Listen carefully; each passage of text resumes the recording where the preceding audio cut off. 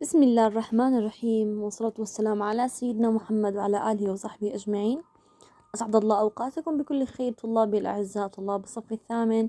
اليوم شرفنا الفصل على الانتهاء، وإن شاء الله يكون فصل جميل عليكم، وإن شاء الله نعود لرؤيتكم وجها لوجه في الفصل القادم بعون الله.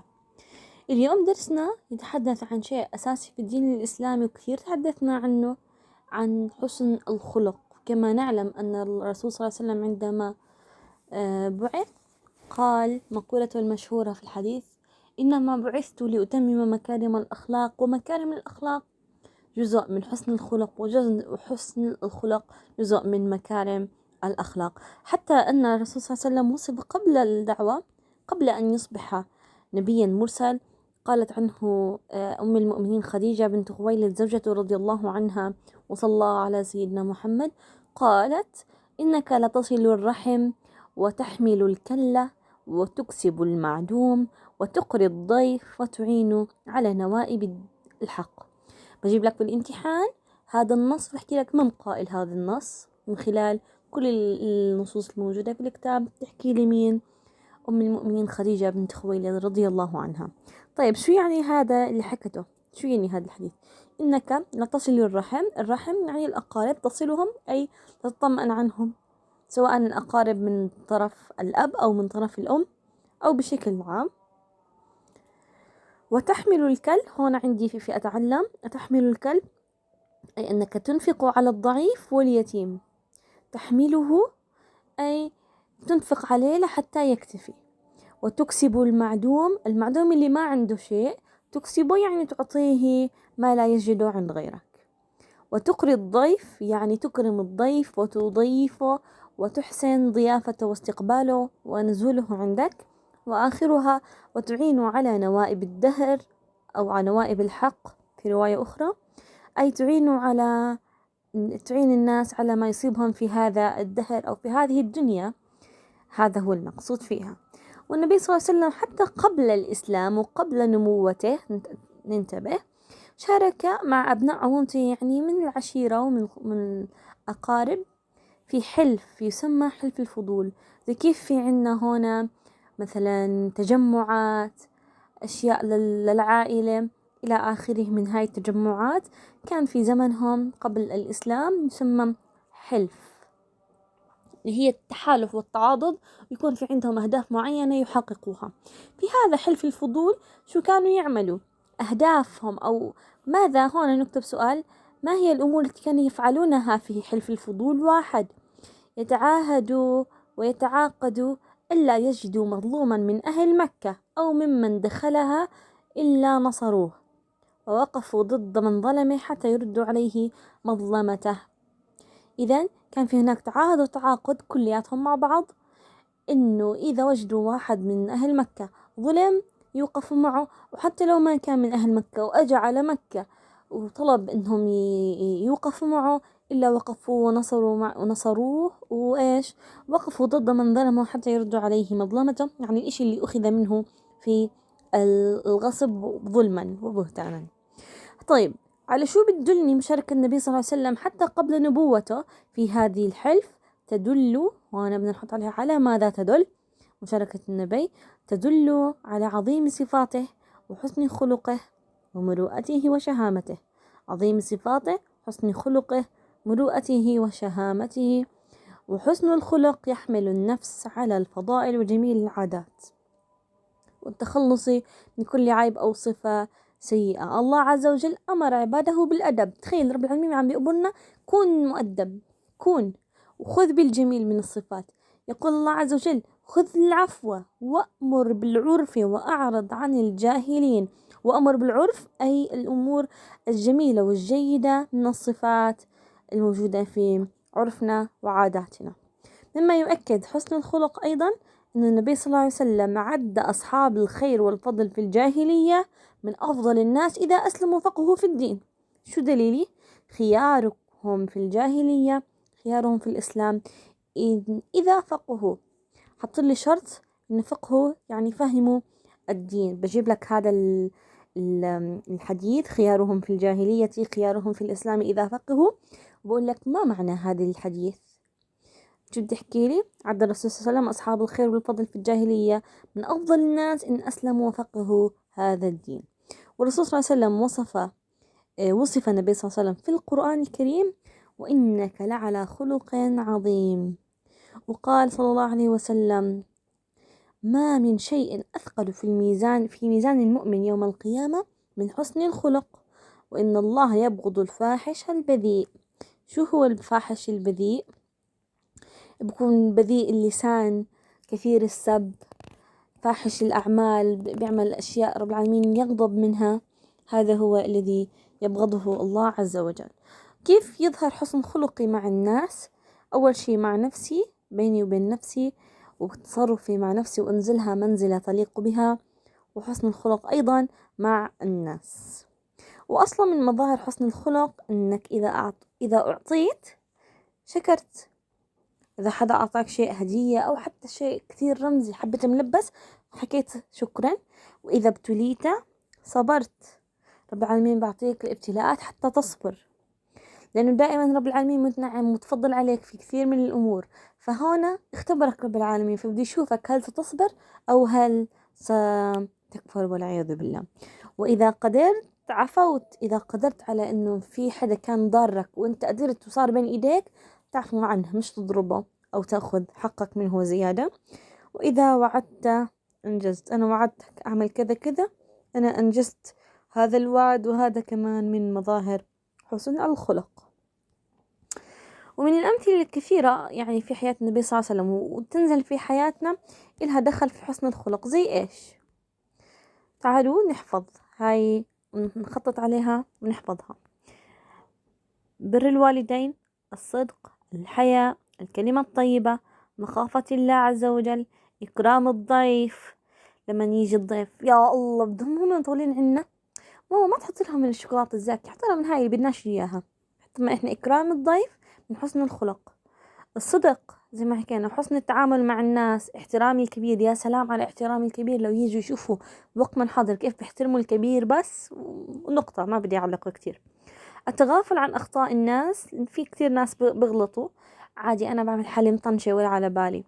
مواساة الآخرين، شفت حدا مريض مصاب، حدا زعلان، أنا أواسيه وأكون معه. العمل، أكون دائما بعمل القناعة، قنوع اللي عندي فيه وراضي وصابر. مجالسة الأخيار مش الخيار، الأخيار يعني الناس الفاضلين الصالحين.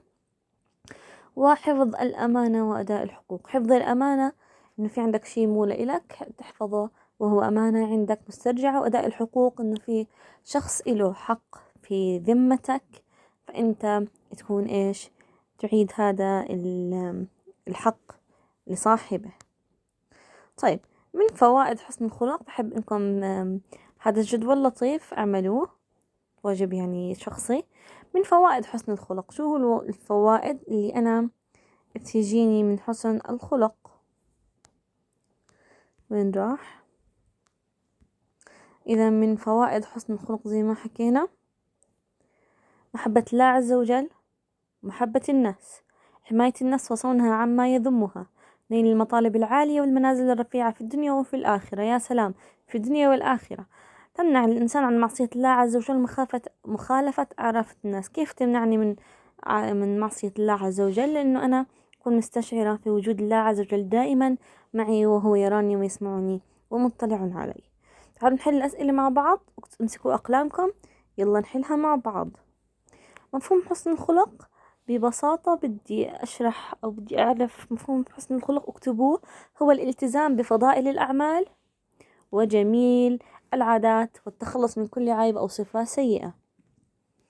الالتزام بفضائل الأعمال وجميل العادات والتخلص من كل عيب وصفة سيئة. أذكر أثرين من آثار حسن الخلق. في كتير آثار، بدي أختار منها محبة الله ومحبة الناس، واثنين حماية النفس وصونها عما يذمها. السؤال الثالث: أتلو الآية الكريمة ثم استنتج محاسن الأخلاق في عباد الله الصالحين. وإحنا عمالنا أقرأها معاكم، وكل واحدين أحط فوقها شو بتدل على إيش.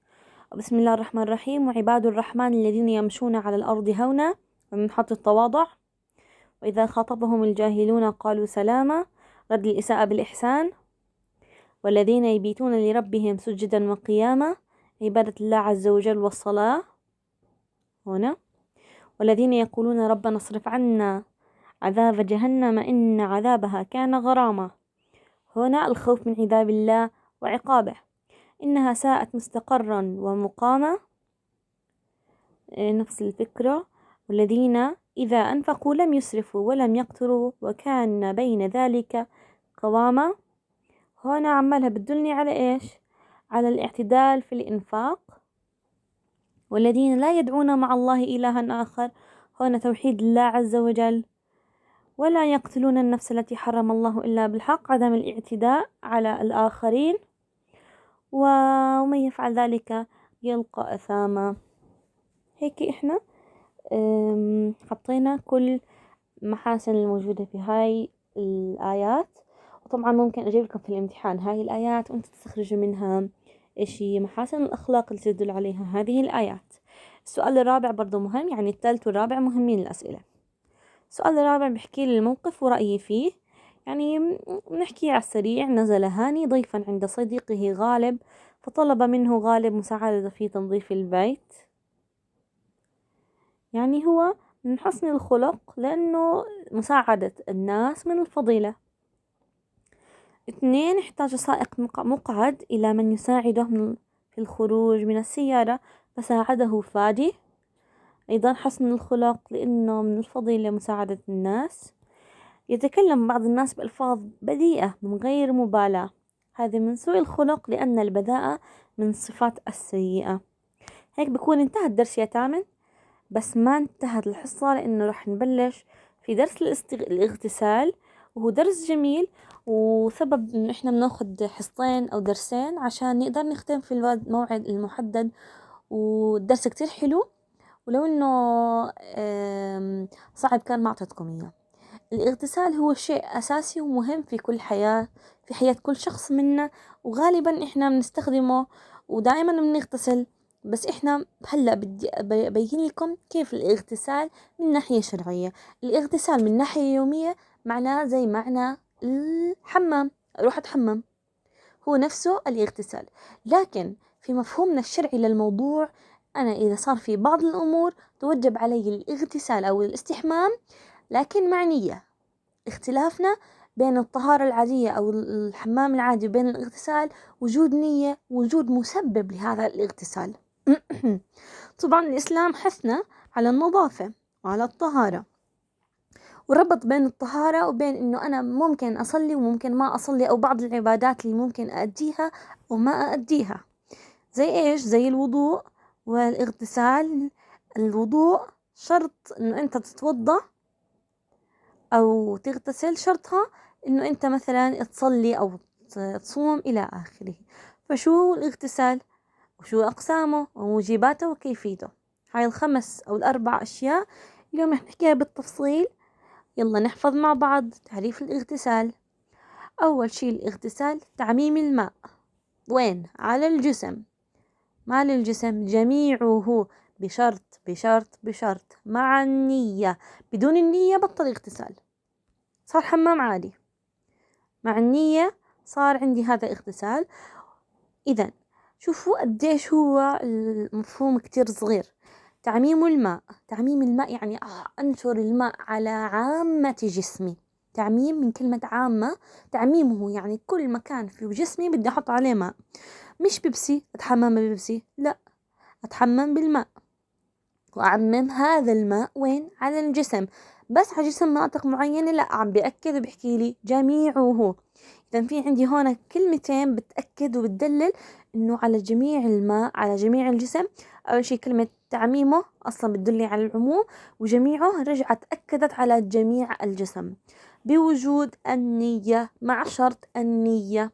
إذا شرط الاغتسال وجود النية، وهذا اللي بفرق بين الحمام العادي وبين الاغتسال الشرعي الموجود والواجب علي، أو أحيانا يكون سنة أو فرض.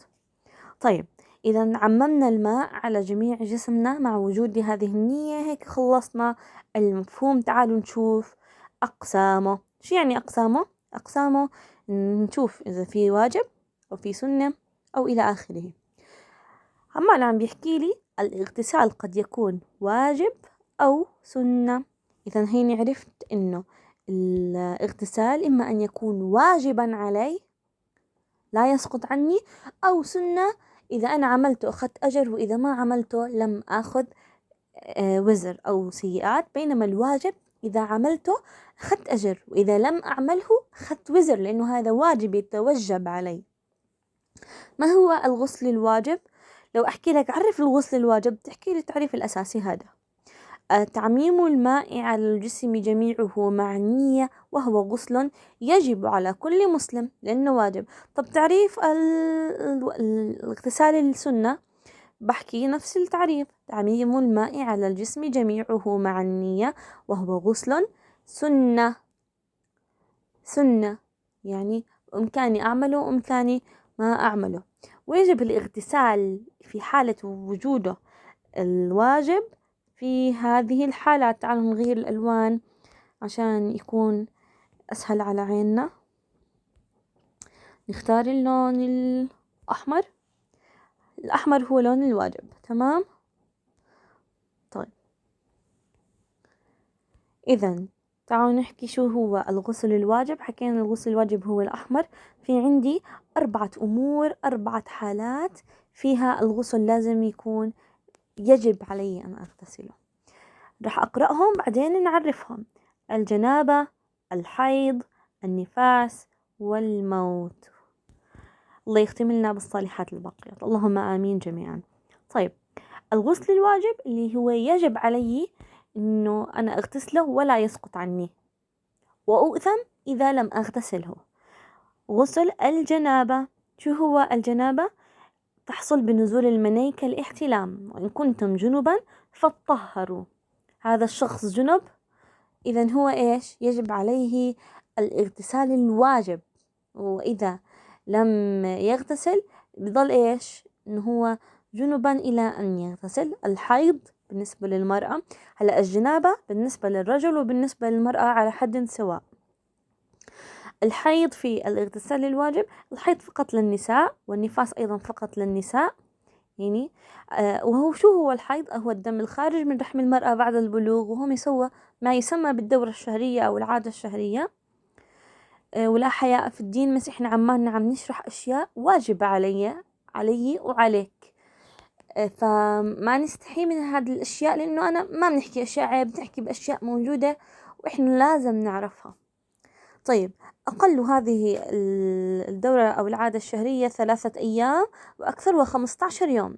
إذا كانت أكثر من 15 يوم لازم نروح نفحص ونروح عند الدكتور، لأنه هذا الإشي بيكون في عندي مشكلة، وما زاد عن هذا الحد يعد استحاضة.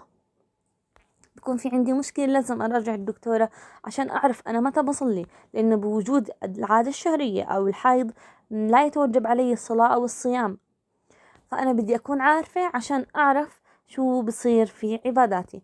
النفاس هو الدم الخارج من رحم المرأة بعد الولادة. إذا الوحدة المرأة لما تكون حامل وتضع مولودها بعد الولادة بصير في عنا النفاس، وأقله يوم وليلة، وأكثره وغالبه 40 يوم، وممكن يستمر إلى 60 يوم. وهو خروج الدم البقي من هذا الطفل اللي كان محمول، وتنظيف الرحم من هذا المولود والدم اللي كان يغذي هذا المولود. إذا حكينا هدول النقطتين هم خاصات في النساء. النقطة الرابعة هي الموت. فإذا مات المسلم وجب تغسيله، ولا يجوز أن يدفن رجل أو امرأة على حد سواء دون تغسيلهم إلا إذا كان شهيد. فإذا مات المسلم وجب تغسيله. ويقول النبي صلى الله عليه وسلم في الرجل الذي أوقعته ناقة فمات: اغسلوه بماء وسدر. السدر شو هو السدر؟ هو ورق شجر له رائحة طيبة، يوضع في الماء لإعطاء رائحة طيبة، ويقوم الصابون والمنظفات مقامه. في وقتنا الحاضر عندي صابونة للجسم أو شامبو للجسم بيعطي روائح، وهي هاي اللي بيستخدموها حاليا في غسل الميت، اللي هي نفسها اللي بنتحمم فيها كل يوم. إذن هذه هي الحالات 4 اللي يجب عليه الاغتسال فيها: الجنابة والحيض، النفاس، والموت. هذه الواجب. فما هي غسل السنة المسنون؟ يسن الاغتسال، سنة يعني هي بالأزرق، يسن الاغتسال والراح، يسن الاغتسال لأمور، منها صلاة الجمعة، منها صلاة العيدين، منها صلاة الاستسقاء، منها حجي وعمرتي، وكمان عند كل اجتماع، عند كل مكان بدي اجتمع فيه وهو من النظافة. طيب صلاة الجمعة، النبي صلى الله عليه وسلم قال: من بكر وابتكر وغسل واغتسل كان له منزلة عظيمة يوم الجمعة إذا ذهب إلى صلاة الجمعة مبكرا مغتسلا. صلاة العيدين أصلا من النظافة إنه إحنا نروح نغتسل، فبدل ما أنت هيك داخل على الحمام تتحمم بين قوسين حمام العيد، إنه هذه صلاة هي اغتسال مسنون لصلاة العيد. صلاة الاستسقاء أيضا، وبالحج والعمرة يجب أن نكون مغتسلين. طيب كيفية الاغتسال؟ فهمنا إحنا هذه السنة والفرض، الواجب والسنة. طيب كيف أنا بدي أغتسل؟ في عندي أركان وسنن. الأركان إذا راحت الأركان فسد الاغتسال، أما السنن فهي يجوز إني أحطها أو أعملها ويجوز إني لا أعملها. فكما عرفت أركانه، شو هي الأركان؟ النية. 1. الركن الأول للاغتسال هو النية. الركن الثاني للاغتسال تعميم الماء بالبدن. إذا هناك للاغتسال ركنين: نية الاغتسال وتعميم الماء بالبدن. بس كيف بدي أنوي؟ في كثير ناس بخربطوا، بفكروا إنه النية إنه أنا أوقف بمكان وأحكي نويت الصلاة يا جماعة، نويت صلاة الفرض، فرض الفجر. لا، النية مش باللسان، النية في القلب. نيتي إنه أنا بدي أقوم هلأ وأروح أتحمم وأغتسل اغتسالي الواجب. هاي هي النية، هي توجهي إلى فعل هذا الفعل، هذه هي النية. زي كيف أنا نيتي إني أنا هلأ كنت نايمة وصحيت ناوية بقلبي إنه أنا قايمة أتوضأ وأصلي، هذه هي النية. ومن زيادة الخير إنه إحنا لما نيجي مثلا زي كيف لما بدنا نصلي ببداية الصلاة: وجهت وجهي الذي فطر السماوات والأرض حنيفا مسلما وما كان من المشركين وما كنت من المشركين. هذه هي من أساليب تعزيز النية وإخلاص النية. تعميم الماء على البدن هو الركن الثاني. طب ما هي السنن اللي بدي أحطها باللون الأصفر؟ شو هي السنن؟ التسمية، قبل ما أبلش بالحمام أحكي بسم الله. الوضوء قبل الاغتسال، أول ما دخلت على الحمام عشان أغتسل رحت اتوضيت. 3. تخليل أصول الشعر بالماء قبل إفاضة الماء على الرأس. شو يعني؟ أصول الشعر يعني جذور، خاصة اللي شعره طويل، سواء كان يعني البنات تحديدا شعرنا بكون طويل وأنا بكون رابطة، فبلاش أنا أضلني رابطة، أفكه حتى المية توصل لأصول الشعر قبل إفاضة الماء على الرأس. يعني قبل إنه أنا أسكب الماء، إنه أنا أحس إني أنا المية وصلت لجلدة رأسي، جلدة الرأس وأصل الشعر.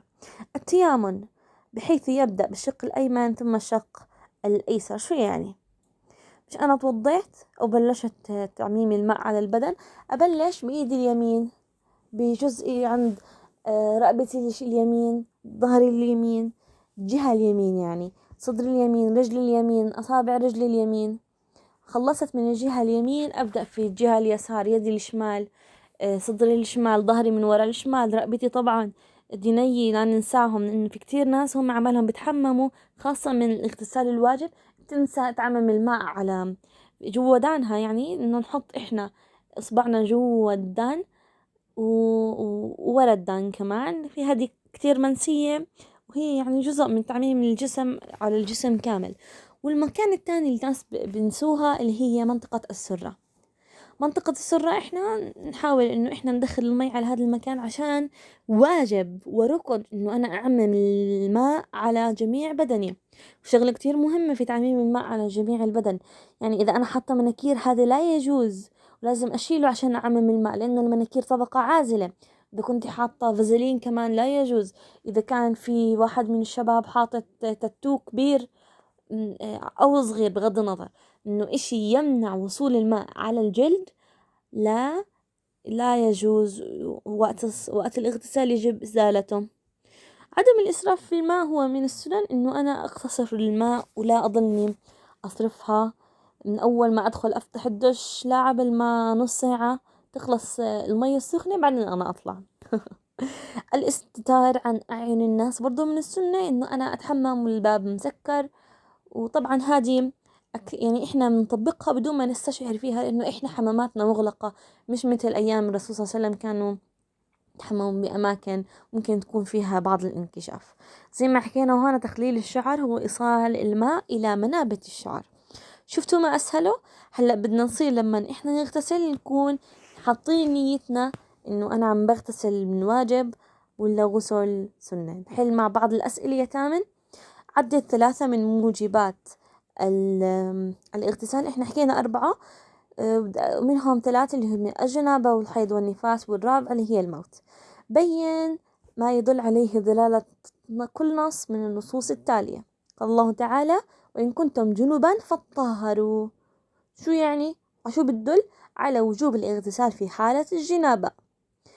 قول النبي صلى الله عليه وسلم في المحرم الذي أوقعته ناقته فمات يغسلوه بماء وسدر. شو بتدلني على وجوب الاغتسال في حالة الميت، إذا حدا مات في حالة الموت يعني. ومن السنة تغسيله بالماء والسدر اللي هو لتطيب الرائحة. جيم: إذا أراد أحدكم أن يأتي الجمعة فليغتسل. شو بتدلني إنه غسل يوم الجمعة لصلاة الجمعة هو غسل من الغسل السنة، يسن الاغتسال يعني. السؤال الثالث حطوا عليه مهم: اغتسلت امرأة من الحيض وعلى أظافرها طلاء، باطل. ليش؟ علل: لأنه الطلاء أو يعني هو المناكير يمنع وصول الماء للأظافر. طيب، اغتسلت امرأة من النفاس بعد أن طهرت قبل 40 يوم وأدت الصلاة. صحيح، احنا حكينا انه هي بالعادة 40 يوم، لكن قد تكون أقصر، إنه أقصرها يوم وأكثرها 40 إلى 60. طيب، اغتسل رجل من الجنابة ولم يعمم الماء على جميع بدنه، باطل، غسله باطل يعني. ليه؟ علل: لأن تعميم الماء ركن من أركان الاغتسال. زي ما حكينا الجنابة هي للرجل والمرأة. اغتسلت امرأة بعد انتهاء الحيض من غير نية الاغتسال. اغتسلت امرأة بعد انتهاء الحيض من غسل بعد انتهاء الحيض من غير نية الاغتسال. شو حكينا؟ إنه النية فرض. وما إن النية فرض فهي يجب أن تنوي، وإلا بدها تعيد وضوءها أو بدها تعيد اغتسالها. هيك والله أعلم، هيك بيكون انتهى الدرس الأول والثاني. وبتمنى إنه كانوا سهلات وبسيطات عليكم. حلوا الأسئلة مع أول بأول عشان ما تتراكم عليكم في النهائي وتصيروا تحكوا وين الأسئلة ومش عارفين. بتمنى لكم يوم موفق، والسلام عليكم ورحمة الله وبركاته.